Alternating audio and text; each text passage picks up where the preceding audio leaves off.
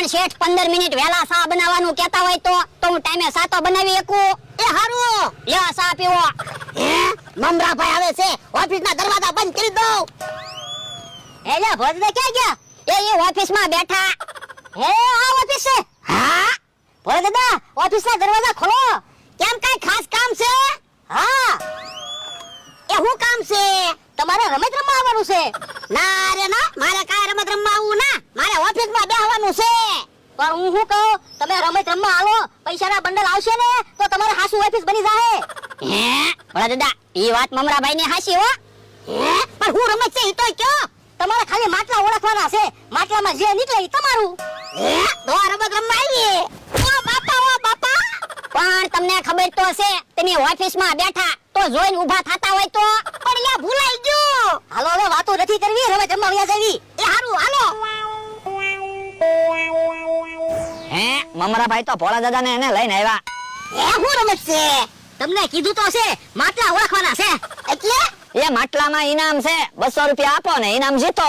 પણ હું ઇનામ છે ઈ તો કયો. જવો, એક માટલામાં બસની ટિકિટ છે, એક માટલામાં પેન છે, એક માટલામાં મીઠાઈ છે, એક માટલામાં ટી શર્ટ છે અને એક માટલામાં પૈસાનું બંડલ છે.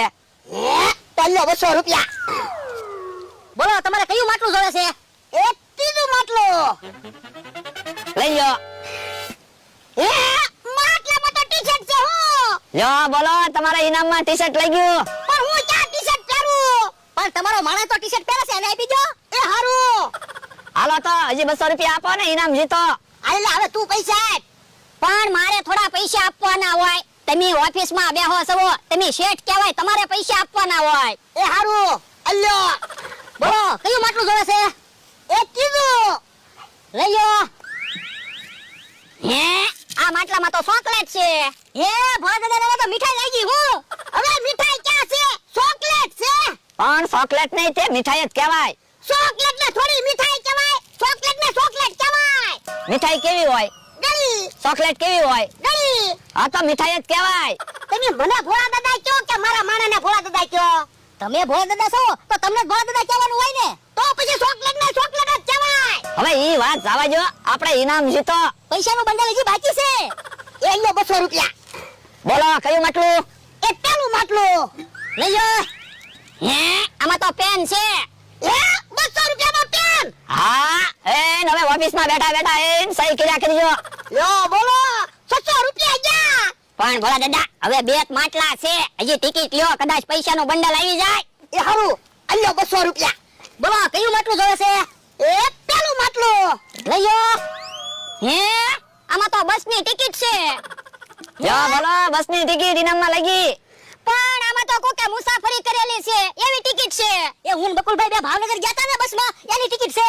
તો પછી એની ટિકિટ માટલામાં હું કામ મૂકી? મેં કીધું બસની ટિકિટ કોકના ઇનામમાં લાગે ને. છેતરવાના ધંધા કરે. હાલ આપણે રમત નથી રમવું, વાડીએ વયા જાવી. પણ હવે એક જ માટલું છે, હવે તો એમાં પૈસાનું બંડલ જ છે. એટલે હાસુ અલ્યો 200 રૂપિયા.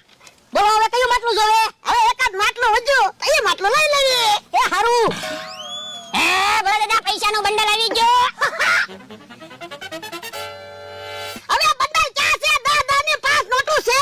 પણ 10 ની 5 નોટોનું બંડલ છે તો પૈસાનું બંડલ જ કહેવાય ને. યો બોલો, અમને તો એમ હતું 10,000 15,000 નું બંડલ છે. હવે એટલા બધા પૈસા થોડા મૂકવાના હોય. હાલીને વાડીએ વયા જાવી. એ હારું હાલો ઓફિસમાં બેહવી. હવે ઓફિસમાં નથી બેહવું, 4 વ્હીલ લઈ લે, ગામમાં નાસ્તો કરવા જાવી. એ હારું. એલા ઉભા રહ્યો, ફરી રમત રમી, હજી મેં પૈસાના બંડલ લેવું મૂકવી. ભયા ગયા. યો બોલો. હે મમરાભાઈ, ઈવડા ઈ 4 વ્હીલ ક્યારે લાવ્યા? મેં કઈ ફોર વ્હીલ જોઈ નથી. તો ભોળા દાદા તો કહેતા હતા ને 4 વ્હીલ લઈને ગામમાં નાસ્તો કરવા જાવી. મને ખબર.